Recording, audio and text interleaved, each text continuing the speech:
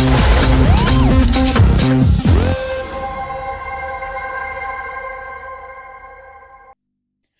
అండి, అందరికీ నమస్కారం. అందరు ఎలా ఉన్నారు? మీ అందరు బాగున్నారండి? అందరు బాగుండాలని కోరుకుంటున్నాను. ఈరోజు నేను మీకు బ్రోక్లీ కర్రీ ఎలా చేయాలో చేసి చూపిస్తాను. బ్రోక్లీ హెల్త్కి చాలా మంచిది.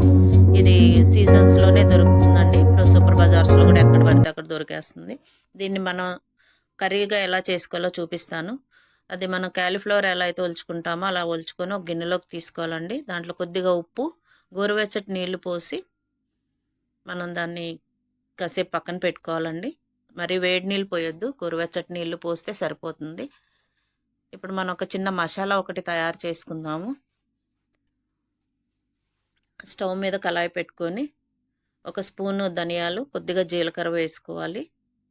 ఇది కొంచెం లైట్గా ఫ్రై చేయండి, మాడేదాకా వద్దు. తర్వాత సన్నగా కట్ చేసిన ఎండు కొబ్బరి ముక్కలు వేసుకోవాలి. వేసుకొని కొంచెం ఫ్రై చేసి పక్కన పెట్టుకోవాలి. ఇప్పుడు ఇవి కూడా కొంచెం చల్లారిన తర్వాత ఒక 10 నిమిషాలు ఉంచితే సరిపోతుందండి. వడగట్టేసి పక్కన పెట్టుకోవాలి. ఇప్పుడు కర్రీ ప్రాసెస్లోకి వెళ్ళిపోదాం మనం. అదే కళాయి స్టవ్ మీద పెట్టేసుకొని ఒక 3 స్పూన్ల ఆయిల్ వేసుకున్న తర్వాత కొద్దిగా ఆవాలు, జీలకర్ర వేసుకొని పచ్చిమిరపకాయలు, ఉల్లిపాయలు కూడా వేసుకొని మనం ఫ్రై చేసుకోవాలి. మీకు కానీ ఈ వంట నచ్చినట్లయితే ప్లీజ్ లైక్ చేయండి, షేర్ చేయండి, సబ్స్క్రైబ్ చేయండి, కమెంట్ కూడా చేయండి. మీకు ఈ కర్రీలో ఉండే మీకు నచ్చితే కమెంట్ చేయండి. నచ్చకపోయినా సరే మీరు కమెంట్ చేసి నాకు చెప్పండి. నేను మీ కమెంట్స్కి రిప్లై ఇస్తాను. అలాగే మీరు నన్ను ఇన్స్టాలో కూడా ఫాలో అవ్వండి. అది మగ్గుతూ ఉండగా మనం ఫ్రై చేసుకున్న ధనియాల జీలకర్రని మనం పొడి చేసి దాంట్లో కొంచెం అల్లం వెల్లుల్లి పేస్ట్, టమాటా వేసి మనం పేస్ట్లా తయారు చేసుకోవాలి. ఉల్లిపాయ ముక్కలు మనం మాడకుండా ఉండాలంటే కొద్దిగా ఉప్పు, పసుపు వేసి ఫ్రై చేసుకోవాలండి. అప్పుడు కొద్దిగా మాడకుండా ఉంటాయి. ఈ కర్రీ అంతా కూడా మీరు లోటు మీడియం సైజులో పెట్టుకొని ఫ్లేమ్ చేసుకోవాలండి. ఇప్పుడు కరివేపాకు 2 రెమ్మలు వేస్తున్నాను. కరివేపాకు వేసిన తర్వాత కొద్దిసేపు తిప్పి మనం ఏదైతే పేస్ట్ తయారు చేసుకున్నామో ఆ పేస్ట్ వేసేసుకోవాలి. ఈ పేస్ట్ కొంచెం ఆయిల్ బయటకు వచ్చేంత వరకు ఫ్రై చేయాలండి. తర్వాత ఆ గిన్నె కడిగిన వాటర్ వేసి ఇంకొద్దిసేపు నేను ఉడకనిచ్చాను. అన్నీ కలిపి ఉడికితే మనకు మంచి టేస్ట్ వస్తుంది. తర్వాత బ్రోకలీ కూడా వేసుకోవాలి. ఆ క్లిప్ మిస్ అయిపోయింది. బ్రోకలీ వేసిన తర్వాత మనకి ఆయిల్ పైకి వచ్చేంత వరకు దాన్ని సిమ్లో పెట్టి మనం కర్రీ చేసుకోవాలండి. ఇప్పుడు మూత తీసి చూద్దాం. ఆయిల్ కొంచెం పైకి వస్తుంది కదా, ఆల్రెడీ సగం కుక్ అయిపోయాయి. సో ఇప్పుడు కొద్దిగా ఒక గ్లాస్ వాటర్ వేసుకుంటే సరిపోతుందండి. గ్లాస్ అంటే అది పావు లీటర్ గ్లాసు వేసుకొని ఈ టైంలో మనం ఉప్పు చూసుకొని, ఇంకా కారం వేయలేదు. ఇప్పుడు కారము అలాగే సరిపడా ఉప్పు వేసుకొని స్టవ్ మీద పెట్టుకోవాలండి. అంతే, చాలా ఈజీగా అయిపోతుందండి. ఇది మధ్యాహ్నం రైస్లోకి లేదా మధ్యాహ్నం రోటీలు తినే వాళ్ళు రోటీల్లోకి కూడా సరిపోతుంది. ఇవాళ నేను దీంతో పాటు జొన్న రొట్టె కూడా ఎలా చేసుకోవాలో ఇదో వీడియోలో చూపిస్తాను నేను మీకు. కర్రీ అంతా దగ్గర పడిందండి. ఇప్పుడు కొంచెం గరం మసాలా, ఇది హోమ్ మేడ్ గరం మసాలానే. గరం మసాలా అలాగే కొత్తిమీర వేసుకొని కర్రీ కలిపేసి పెట్టుకుంటే కర్రీ అయిపోయినట్టేనండి. సో మరి ఒకసారి మీకు రిక్వెస్ట్ చేస్తున్నాను, నాకు ఒకసారి నా ఛానల్ని లైక్ చేయండి, సబ్స్క్రైబ్ చేయండి, బెల్ బటన్ ప్రెస్ చేస్తే ఆల్ అని ప్రెస్ చేయండి. నా నోటిఫికేషన్స్ అన్నీ మీకు వస్తాయి. అలాగే ఇన్స్టాలో కూడా ఫాలో అవ్వండి. నేను మీకు లింక్ డిస్క్రిప్షన్లో పెడతాను. ప్లీజ్ ఫ్రెండ్స్ సబ్స్క్రైబ్ చేయండి. అంతేనండి, కర్రీ అయిపోయింది. ఇది పక్కన పెట్టుకొని మనం జొన్న రొట్టె ఎలా చేసుకోవాలో చేసి చూపిస్తాను. మనం జొన్న పిండి ఒక గ్లాస్ తీసుకున్నప్పుడు గ్లాస్ వాటర్ వేసుకోవాలి. పిండిని మనం పైన వేయకుండా ఇలా ప్రెస్ చేస్తూ వేసుకోవాలండి.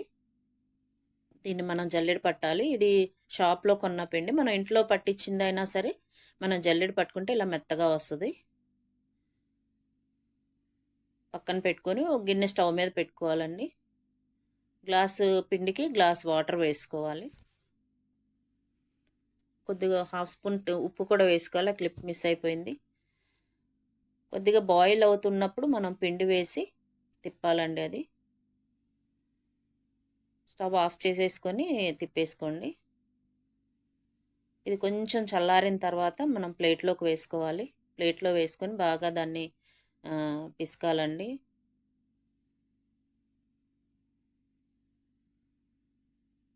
బాగా ప్రెస్ చేస్తూ పిసికినప్పుడు మనకు అది మెత్తగా అవుతుంది పిండి. ఎందుకంటే ఆల్రెడీ జల్లెడ పెట్టాం కాబట్టి చాలా మెత్తగా కూడా ఉంది, స్మూత్గా ఉంది. సో, మళ్ళీ ఒకసారి మనం గట్టిగా కాకుండా స్మూత్‌గా దాన్ని మనం గులాబ్ జామున్ పిండి ఎలా ప్రెస్ చేస్తాం చూడండి, అలా ప్రెస్ చేసుకుంటూ చేయాలి. సో, ఈ ఒక గ్లాస్ పిండికి నాకు 4 రొట్టెలొచ్చాయండి. కొద్దిసేపు చల్లారే వరకు ఉంచుకొని పక్కన పెట్టుకోవాలి. దీన్ని నేను మీకు చపాతీ కర్రతోటి ఎలా చేయాలో చూపిస్తాను. మన పిండి ముద్ద పిసికేటప్పుడే మనం దాన్ని చూడండి అలా ప్రెస్ చేస్తూ మనం దాన్ని ఒత్తుకుంటూ ప్రెస్ చేయాలన్నమాట. అది ఎలా చెప్పాలో తెలియట్లేదు. సో, ఇప్పుడు ఈ జొన్న పిండికి మనం ఎక్కువ పిండి ఏసుకోవాలండి, పొడి పిండి. వేసుకొని లైట్‌గా ప్రెస్ చేస్తా ఉంటే గూడా అది మూవ్ అవుతది. ఇంగ చూడండి ఎక్కువ ప్రెస్ చేయక్కర్లేదు. చపాతీ అయితే మనం గట్టిగా ప్రెస్ చేయాలి. దీనికి అవసరం లేదండి. మనం చేస్తున్నప్పుడు ఎక్కడైతే మనకు లావు అనిపిస్తుందో, అక్కడ కర్ర తీసుకొని ప్రెస్ చేస్తే మళ్ళీ అక్కడ పలచనయిపోతుంది. అలా మనం ఎంత పెద్దగా కావాలన్నా చేసుకోవచ్చు, ఇరగదు.